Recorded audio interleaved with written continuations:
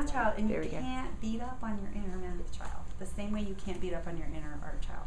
And the reason you don't want to beat up on that is because if you do, then you'll stop doing it and you'll stop trying. But if you keep telling yourself it's okay if I mess up with my art or my math or whatever it is, and you keep trying, then that's how you get better. Okay? Because art is like, it's just like reading or just like riding a bike. You have to learn it in steps. You can't just assume that suddenly, you know, by the virtue of a gift placed on you at birth, you're going to be an incredible artist. You have to work at it like everything else. Okay? I'm here today to talk to you guys a little bit about art and design in math, and I wanted to talk to you first of all about designers and how much of an impact they have on our life, and we don't even realize it. So let's take a typical day in your life, right? It starts, you're in bed, right? You open your eyes. It's time to start your day. You already have a designer right there with you. Did you know that? Those Buzz Lightyear sheets that you're wrapped up in, guess who? I'm just kidding about Buzz Lightyear, but you don't have to tell anybody if you still use like My Pretty Pony sheets or whatever. but those sheets were designed by a fabric designer. So you haven't even gotten out of bed and you have a designer in your life already. Okay, the next thing you might do is put your feet on the floor to get out of bed, and you've got your feet on the carpet, and who do you think designed the carpet? A textile designer. Like 2 minutes and you've just woken up. Okay, you're gonna put your clothes on. So who do you think designs your clothes? Fashion. A fashion designer, good job. Okay, then you head to the kitchen table, okay? Who designed the kitchen table? A furniture designer, right? Okay, then you pour your box of cereal and you're sitting there looking at the box of cereal and you know how you read the back of the cereal box? You guys do that? Who do you think designed that? A cereal designer? I like that. I don't know if there's a cereal designer. That would be a graphic designer. So many things that happen in your day are affected by graphic designers, and I think you had a graphic designer come in and talk to you guys. Okay, so maybe if your mom doesn't say, no, don't put the television on, you flip the TV on. The TV was designed by an industrial designer. On the television, maybe there's a cartoon, okay? They are designed by a comic designer or an animator, right? Okay, so we're not even like 10 minutes into your day, and all of these designers have affected your life. Okay, the next thing you do, you're going to go brush your teeth. Okay, you squeeze out the toothpaste, you're brushing your teeth, and you're looking, and what do you think? Who do you think designed that toothpaste? A toothpaste designer. That is so clever. I don't have that on here. I have package designer, but I like toothpaste designer too. Okay, you've packed your book bag, you're getting ready to leave. Who do you think designed the book bag? A product designer, a book bag designer, a product designer. I like your enthusiasm though. This is great. Okay, you put your watch on. A jewelry designer. Okay, even boys. Maybe you have a doll that's sitting on your dresser that mom gave you. Do you know her clothes were designed by a doll fashion designer? Did you? I know, I didn't know that existed. Okay, now Gabby's in my carpool, so she comes and gets in my car. My car was designed by, what is that called? An automotive designer. Very cool, huh? Okay, we're driving to school and we see a billboard with a big logo on it. Okay, so a graphic designer put together that billboard, but the logo on it was designed by a logo designer. Literally people that design logos for everything, like the Billy Elliot that you were doing, that's a logo. Okay, we're driving on the roads. Did you know that an urban designer planned all those roads? Isn't that cool? We go over a bridge. Did you know that there's an engineering designer that plans those bridges so they don't fall on us? Okay. We drive past Umstead Park. Did you know that was designed by an environmental designer? Pretty cool.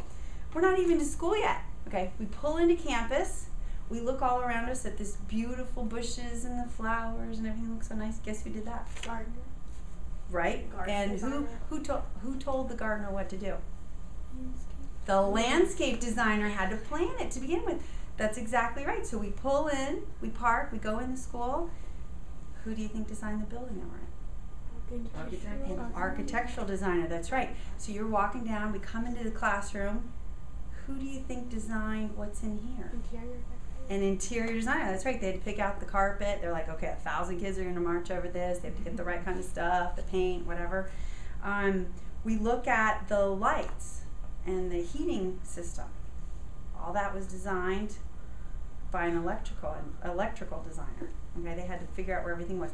The bathroom down the hall, that all had to be designed by the plumbing and the mechanical designers of literally how this building functions is another designer. Okay, so now you're sitting in math class and you have your computer out. Who do you think designed that? A computer designer. Now you start to run one of your programs. Who do you think designed that? A software designer. You go onto the internet. Who do you think designed the website? A website. God, you guys are getting good. Okay, so we're going to go old school. But let's pretend we actually have a book in here, okay? Who do you think designed the books? There is actually book designers. I've designed many, many books. I was a graphic designer before this, but I did many, many books. Even the type, the little tiny, you know how you guys can pick the different kinds of type? Those were all designed by designers. There's actually somebody named Mr. Gaudi, Mr. Helvetica. You know, I mean, they're named after the people that painstakingly decided what each of those letters was going to look like. Isn't that interesting? Okay, so let's pretend that we get to go on a field trip to the art museum. Cool. Okay, so you know how many designers we're going to hit between here and the art museum, but when you get into an art museum, there's an exhibit designer that plans out exactly what you're going to see and how you see it. Okay, it's finally time to go home. What's the first thing you like to do when you get home? After your homework? What else? Boys? What else? Okay, video games. That's exactly right. Somebody designed not just the television, but they designed those video games. That's a really, really big industry now, those game designers. Now let's say that that you're going to come to the school play. Okay, how many designers? Set designer. Who else? Costume designer. Director. I think that's very artistic. Yes. The what? The scenic design. Is that what you said? The scenic makeup designer. Hair designer. Oh, I like this. Like the lights and electrical. The lights and the sound. That's all. Those are all designers. Okay. So now you're gonna go home. You're gonna crawl back into bed, right there tucked in with your little designer again. So did you guys have any idea that everything around us, that camera was designed by a designer? I mean, they're everywhere. Your glasses, you know, everything you guys we touch every day was designed by a designer. So my point is that design is incredibly important. Don't let somebody look at you and say, "Oh, there's no money in art." Okay? there's huge importance in art and in math. And what I think is neat about design, design is so important because it shows us how things can function well. Like that is the point of good design, whether it's making sure that camera works. I mean, those people at Nikon really know what they're doing, you know, designing things and making them better all the time. But design is also really important because it makes things beautiful. And when you come into a room and everything is sort of where it's supposed to be and nice and orderly and it functions well, it allows you to do what you need to do easier, doesn't it? Like if you go in your room and it's a giant mess and you're supposed to be in there doing your homework, it's harder, but it's a little easier if things are all put in their place and you know exactly where your stapler is, right? So that's part of design. The other reason that I think that art and math go really, really well together is that art really pushes the right side of your brain. You did brainology, but did you guys talk about the right and left side of your brain at all? Okay, the left side of your brain is verbal and it's linear and it's mathematical. You get a lot of that sort of stuff happens in the left side of your brain, and then the right side of your brain is it's nonverbal. So it's has a little bit more emotion involved with it, but it's also very spatial. And that's where I think that math and science really can kind of come together, is in that spatial part of your brain when you're thinking of how geometry is different from algebra, right? Algebra can help you with geometry, but you have to start thinking in 3 dimensions with geometry, right? That's where art really helps you. So if you learn how to really exercise the right side of your brain, the best thing that happens then is that the two sides of your brain can work together, and you can become a much better problem solver. And not just in your math problems, which is really, really important because that helps you do all of the jobs that I just described, but it helps you solve all kinds of problems. So if we just focus on our left side of the brain, we're not allowing the right side of the brain to help us pull pieces together. The right side of the brain is really good at pulling different things together and making something come together. And that's what designers do. They have to look at what problems are, and they've got to find ways to solve them. Okay, so that's why to me art is really, really important, and I think it's really important for you guys, for your lives. Okay? So I know you had a lot of other people come in and talk to you, and a lot of them haven't. Yeah, you're actually. They haven't. I'm the first for you one. guys. That's so great. You don't have to compare me to anybody. That's great. I think a lot of them probably talk to you about computers because computers is really going to be a part of your lives. In order to design all that computer stuff, they had to know what to put in there to begin with. And as a fine artist, which is what I do a lot of the stuff that can be done on CAD design or things like that, but I do it by hand. Okay, so but it doesn't mean I can't do it on a computer, but it's sort of like what comes before it. So it's really good practice for you guys to sort of learn this sort of thing. It's also, if you look at going way back in our history, like to Michelangelo. Okay, Michelangelo was a great artist, wasn't he? Okay, he didn't consider himself a painter. He considered himself a sculptor. So his mind loved 3 dimensions, but he drew incessantly. And also, he was an architect. So he used all of that in his math to help design and build these incredible cathedrals that are in Italy. Okay? So it's all related. So I thought that I would give you guys, are you working on the Flatland project?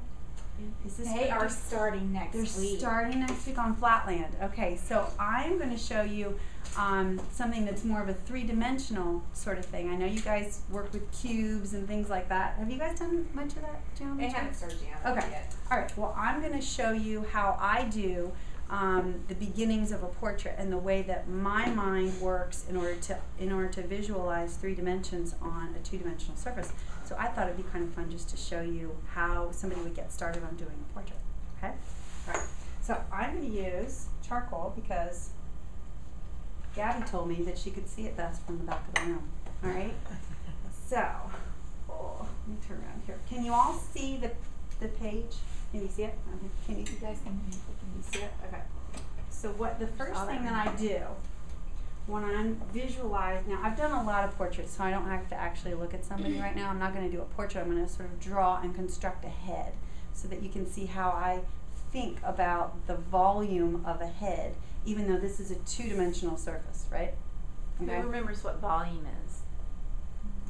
Pallavi? Is it the amount of,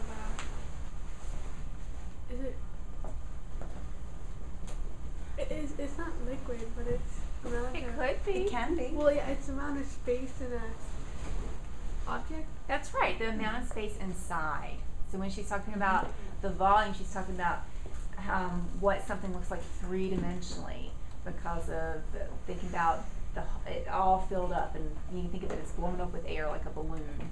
Right, except this one's going to be a little more gelatinous. It's going to be brain. Okay, and then, all right. So if I were going to draw a head, and I'm going to try to do a 3/4 view. If you look straight on at somebody, that's a frontal view. And